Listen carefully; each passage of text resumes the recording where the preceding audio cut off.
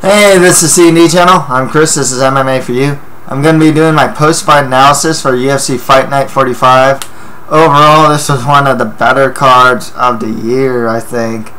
As far as entertainment value goes, only two of the fights went to decision. That was T-Bow versus Healy and Gadalia versus Ladamaki. Every other fight was usually some form of finish via strikes. There was one submission finish from Rick Story. But yeah, there were just so many different types of finishes here. There's a body kick finish, body punch finish, ground and pound. It was like retirement / like injury. The Sanders fight, Sanders versus Sedeno fight. Of course, punches to the head. A head kick finish in the main event, and an arm triangle. So there's so many different types of finishes on this card. My picks, pretty good. 8 out of 11. The ones that I missed were Yosteni Sedeno versus Jared Sanders, Lucas Martins versus Alex White, and Joe Proctor versus Justin Salas. Bonuses, Cerrone and Lucas Martins got performance of the night, and Lineker versus Oskalik got the Fight of the Night awards. So yeah, you know what? Let's just get started. Donald Cerrone defeated Jim Miller by knockout, a head kick in the second round. There was one part of the fight that was kind of odd. There was like this teep kick to the body.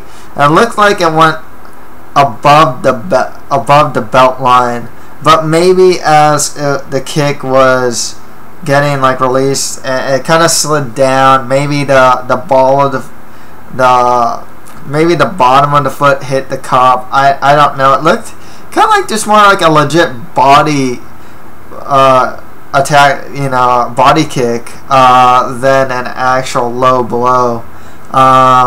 Didn't really affect the overall strategy too much. Cerrone just used in the first round it was really close, but once Cerrone was able to get his kicking game and his kicks to the body, eventually you saw Miller fighting with his hands down, trying to block the teep kicks to the body and whatnot. Cerrone fakes a right punch, goes for a right head kick, and it's over. I believe this is the first time that Jim Miller's been stopped by strikes. I know he's been submitted. I think it's the first time he's been stopped by strikes. Yeah, it was a really fun fight, but so one of these guys had to lose. It was one of those, because I like both the guys. I didn't really want to see them. Didn't really want to see anyone lose, but I guess it just had to happen. For Cerrone, this is in 2014, 3 fights, 3 finishes. He knocked out Adriano Martins with a head kick. Pretty much got a jab and then dropped Barboza with a jab and then followed up with a rear naked choke. Now got this really sweet head kick over Jim Miller. That guy puts in so much work. He fights so often, I know that he's expressed interest in fighting Khabib Nurmagomedov, and Nurmagomedov's actually said that he thinks he'll probably get the winner of this fight anyways. So I think that's a good, appropriate fight. I'd personally like to see Nurmagomedov against Benson Henderson next, but Benson's already going to fight Rafael dos Anjos. If not, you can also go like the returning TJ Grant versus Donald Cerrone would be cool. Or the winner of Josh Thompson versus Bobby Green versus Donald Cerrone would be cool as well. Jim Miller, he can get the loser of Thompson versus Green. Maybe the loser of Masvidal versus Cruikshank as well. So there's still good fights for Miller. Any thought of him getting like a title fight, a title shot though? I don't see it. He'll beat some guys. He'll beat some really good guys. But, I don't think he can really get over at Hump. He's never been able to, Great fighter, but just can't get over at Hump. And it's usually a guy that beats him usually is like either like a superior wrestler or superior striker. You know, it's usually one of those two that tends to beat like Jim Miller. You know, it's a guy that can just beat him in one, like particularly in one aspect of the game. Cerrone was striking. I know Pat Healy, even though he got the marijuana charge, I mean, beat him with superior wrestling pretty much. Benson Henderson, same thing, you know, kind of like superior wrestling and ground and pound. That's generally who Miller loses to, you know, a guy that has a really specific skill set that he's good with. Yeah, this should be interesting because I don't think Donald Cerrone has gotten a title shot in the UFC yet. I don't know if he'd get one, especially if Anthony Pettis beats Gilbert Melendez, and that's a lot of time from now till December. Donald Cerrone likes to fight a lot. You know, number one contender fight Cerrone Nurmagomedov would make a lot of sense to me. Next fight after that, Edson Barboza defeated Evan Dunham with a body kick that in the first round. As a body kick, it was really loud too. I mean, this was just like a really loud body kick, and then you see the replay, and it's not even like flush, you know, it's like the toes skim the skin, and I don't know if it hit a floating rib or the liver. Evan Dunham goes down. I see Barboza hit that same area with a punch, and then the referee calls it off. And yeah, you know, it's a great win for Barboza. Dunham, when he loses by strikes, a lot of times it is in the first round. He is a pretty slow starter. He's getting some decent punches in there on Barboza, but otherwise, yeah, Barboza was definitely the quicker striker. And it's not a good look for Dunham because he's on like a 3-fight losing streak or something like that to like TJ Grant, Don Cerrone, and then like he loses Dos Anjos as well, and then Barboza, something like that. I think it's 3-fight. I think he has he lost one, then won, and then lost 3 or something like that.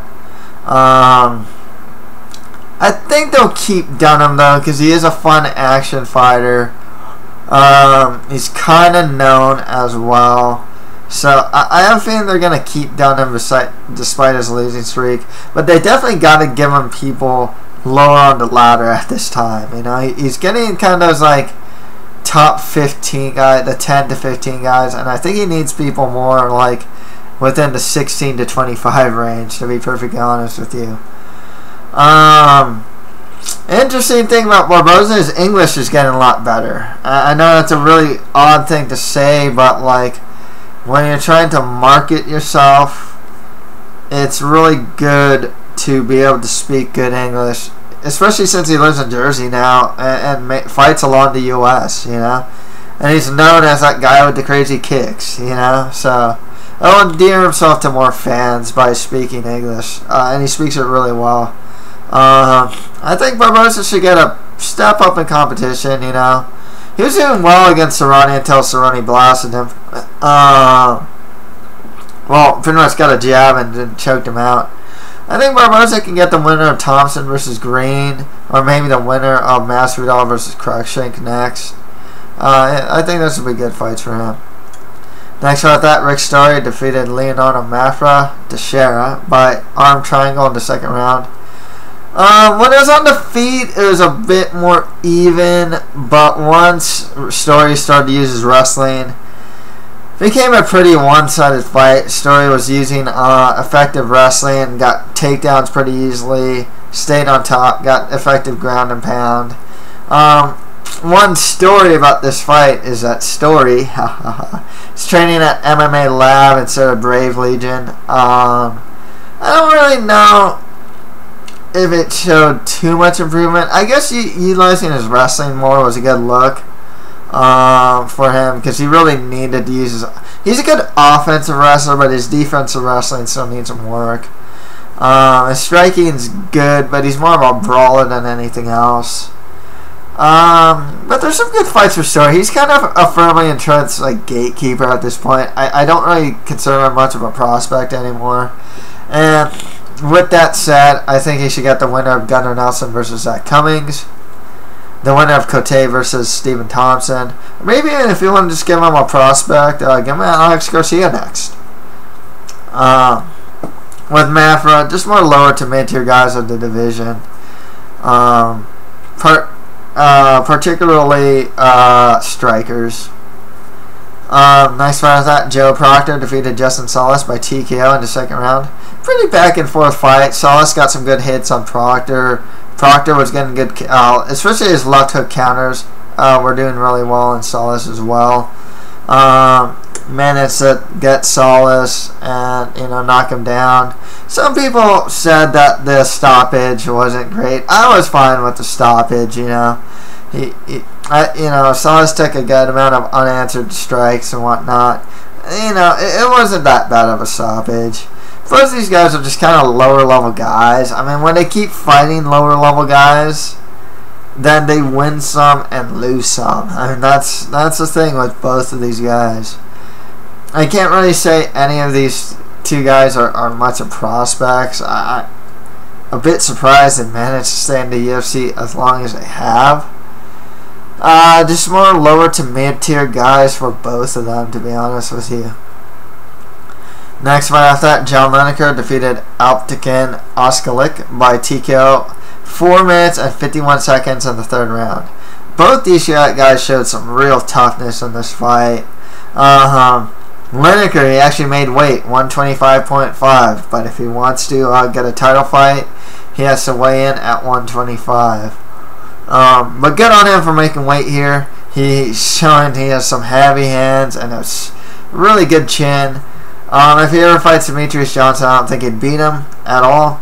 But, he's as good a challenger as any, and he's a fun fighter to watch. If you want to give him the winner of Carriazo versus Johnson and give him a title shot, it wouldn't be the worst idea, to be perfectly honest with you. This is a really fun fight, It's a solid enough win, I think he's coming off a 1-fight winning streak, right? Because he lost to Ali Baghdadi before this. Now he beat Oskalik, so he'll probably need one more fight. If you want to give him someone higher up there, you can give him the winner of Formiga versus Makovsky next.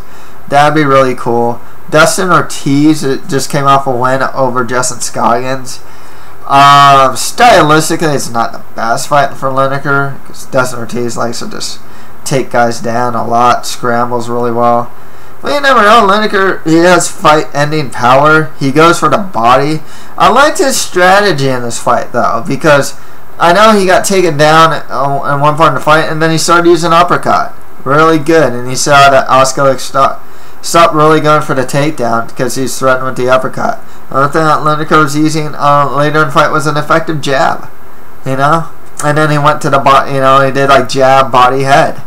So, I liked some of the different looks that Lineker was going for here. Even went for leg kicks, even went for takedowns. So, if Lineker, if he shows different looks, it's always good for him, He's usually a guy that just throws hands, and now he's throwing jabs, It's easy to throw hooks to the body, hooks to the head, So good on Lineker there. Oskalik, just more lower to mid-tier guys in the division for him. Next fight after that, Lucas Martins defeated Alex White by knockout in the third round. I felt that Martins showed to be the more technical fighter. I thought that Martins would be more of a brawler here, but it was actually Alex White that was kind of pushing forward. I wouldn't say he was a brawler, but he definitely came off a lot less technical than Martins. Really left his chin out, especially for those counters, Both these guys are interesting prospects. Alex White needs a lot of work on his defense. I mean, he's just not a defensively sound fighter. Really good offense. Brian Stan kept mentioning that he should probably have used some more wrestling. That would have been a good idea. Just different looks. But he's still young. I think he's all at 24, 25, 26, something like that. You know, still get better. Lucas Martins, you know, I liked his discipline here. Like I said, he's a guy that got hit clean a lot of times. And he still got hit clean here, but you can tell that, like, it wasn't, or in my opinion, it wasn't as much as I've seen him get hit clean before.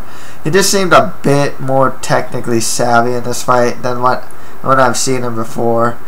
So he's an interesting prospect. I wonder if he's going to stay at featherweight, because I know in his last fight he won against Junior Hernandez at bantamweight. Didn't look too bad, but, you know, didn't look too bad as a featherweight. So, well, makes me wonder whatever weight class he's going to be in, you know, just more lower to mid-tier guys of the division. Okay, on the prelims, Gleison Tebow defeated Pat Healy by unanimous decision.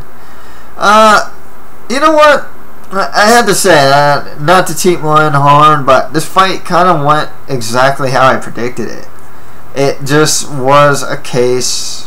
What I said in the predictions was, I felt that Tebow would be able to implement his game on Healy than it would be for Healy to implement his game on Tebow. And especially in the first 2 rounds, that just held true, you know. Tebow he used movement to get his back off against a clinch. He's showed to be the better striker. And actually, it's a couple times when he started to get backed up against the fence, he moved forward and managed to get those really nice double legs on Pat Healy. I didn't think this was a good style matchup for him. You know, guys who can defend takedowns really well tend to do well against Pat Healy. And now Healy's got 4 losses in a row. You know, to Habib Nurmagomedov, Bobby Green, Jorge Masvidal, and now Gleison Tebow. I think Healy's probably going to get cut now from the promotion. Which is sad, because he's cut, you know, when he first came in, he beat Jim Miller, and then he got caught for pot. So his fight got turned into no contest. But yeah, you know, Tebow, in the first 2 rounds, he used good movement to get out of things, and just in his striking, he used good movement. Tebow showed that he faded in the 3rd round, like he always does. Healy was able to get more of his game done, you know, to clinch against a cage. He couldn't get a takedown on Tebow. I didn't think he would be able to take Tebow down. I kind of figured that Tebow would be able to take down Healy, but not the other way around. For Tebow, he is the perennial gatekeeper of the division. You know, I mean, guys who beat him tend to get like top 10 fights next. You know, Michael Johnson beats him. So who does he get next? Josh Thompson. Of course, Michael Johnson got injured. But, you know, well, actually, no, it was Tebow then Melvin Gillard. But, I think my point still stands, actually. Most guys who beat Tebow tend to get, like, he's definitely the gatekeeper to the top 10. I mean, you could go Barboza Tebow if you want, but I think Barboza should kind of get someone higher up there. I think he should get more of the, some more up-and-coming prospects. And even if you want to give him, like, a Kevin Lee, might be a little too much too soon. I'm just trying to think of, like, who's an entrenched, like, mid-level guy that can really make the jump to, like, that higher levels. You want to give him guys like that, you know. And any name right now is either booked to fight. I mean, I guess you can give Tebow the winner of, like, Masvidal versus Cruikshank, I guess. But once again, I don't think it's a great fight. So, man, it's kind of hard, because there's certain, like I said, I think there's a certain guy that should be fighting Tebow. But yeah, just let him be a gatekeeper pretty much. And for Healy, just I think he might be cut from the promotion. 4 losses in a row. What can he do? You know. Next fight after that, Leslie Smith defeated Jasmine Duke by TKO in the 1st round. This was cool because you know, once again, not to toot my horn, but the way I predicted this fight went is exactly how it went, and the weaknesses of Jasmine Duke really showed itself here. I knew in her fights against Raquel Pennington and Betty Correa, that Jessamyn Duke doesn't take well to getting pressured. She can use range, but once her opponent gets inside, you know, she can get beat up. And that's kind of what happened against Leslie Smith. She's a high pressure fighter with high volume. One with a flurry at the end, but I think what really dropped Jessamyn Duke was the body strike. And yeah, that's the thing with Duke. She's still a prospect, but she needs a lot of seasoning. You know, if she stays in the UFC, because she's on a 2-fight losing streak now, you need to give her someone like a Sarah Moras, Alexis Dufresne, Elizabeth Phillips, or maybe Jessica Rakoczy. Like, there's some really lower level fighters.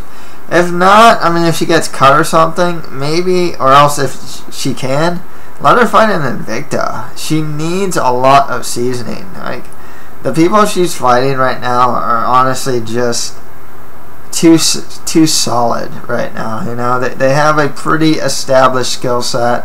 They're, you know, they're a lot of female bantamweights probably in the UFC right now could probably exploit a lot of holes in Duke's game. Leslie Smith, you know, I like that she showed a little more patience in this fight, but she still had that high pressure. She kept pushing forward and high volume.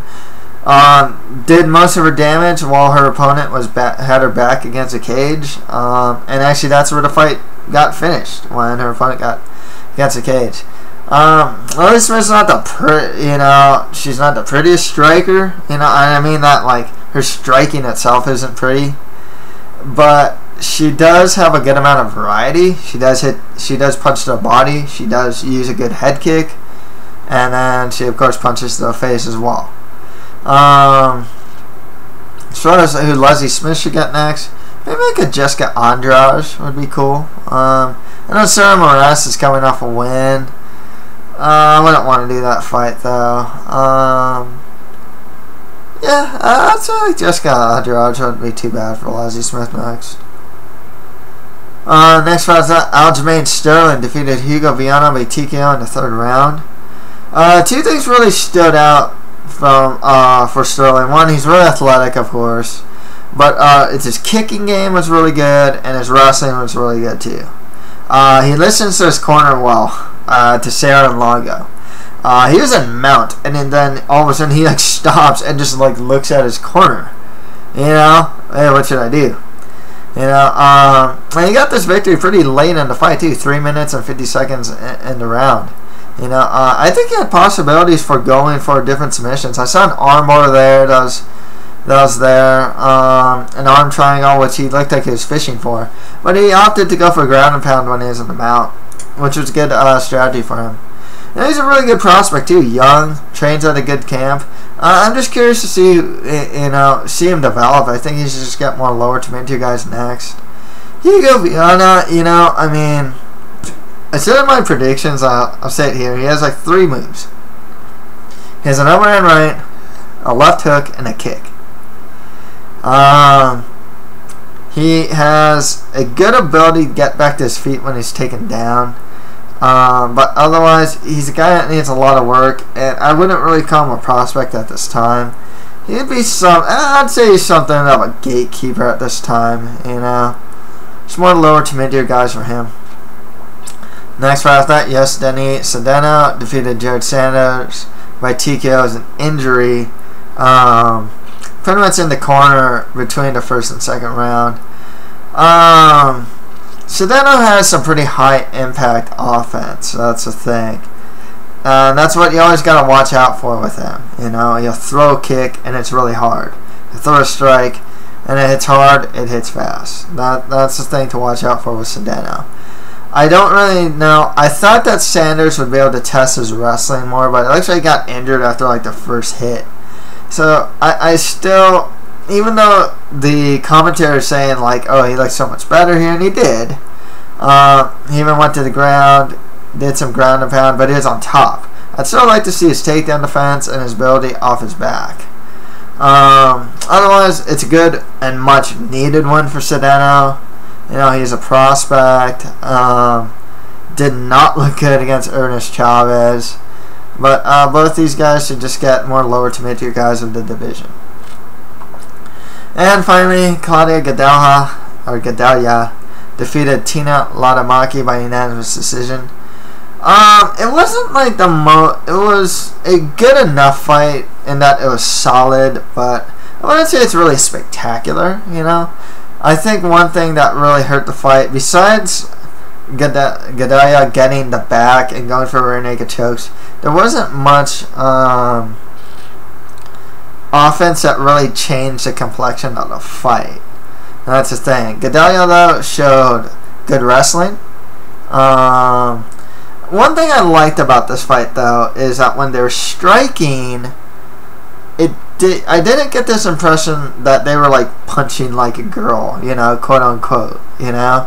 Because sometimes, even with Ronda Rousey, you still see that she kind of punches like a girl in a sense. Except, you know, that right hand she got on Alexis Davis, you know, was really nice. But, you know, like Miesha Tate, you know, you kind of have this like really. And what I mean by that is it's a really sloppy looking, like non-technical sloppy punching. You know, here we saw some good left hooks, decent counter punching. You know, it didn't seem untechnical. You know, it didn't seem that sloppy. Gadelha has some power in the strikes, but otherwise. You know, it was a good performance nonetheless. You know, and Tina actually showed to be a lot more technical than I thought she'd be. To be honest, I thought she'd be kind of sloppy, but she looked pretty technical enough. I think the only other strawweight fight that's scheduled is Juliana De Lima versus Joanna Jędrzejczyk. I think that's how you pronounce her name. And yeah, I guess, you know, winner gets a winner of that fight, loser gets a loser of that fight. So, yeah, that's pretty much it for my post-fight analysis for UFC Fight Night 45. If you have any comments, just leave them below. And that's it for MMA for You. Thank you guys very much.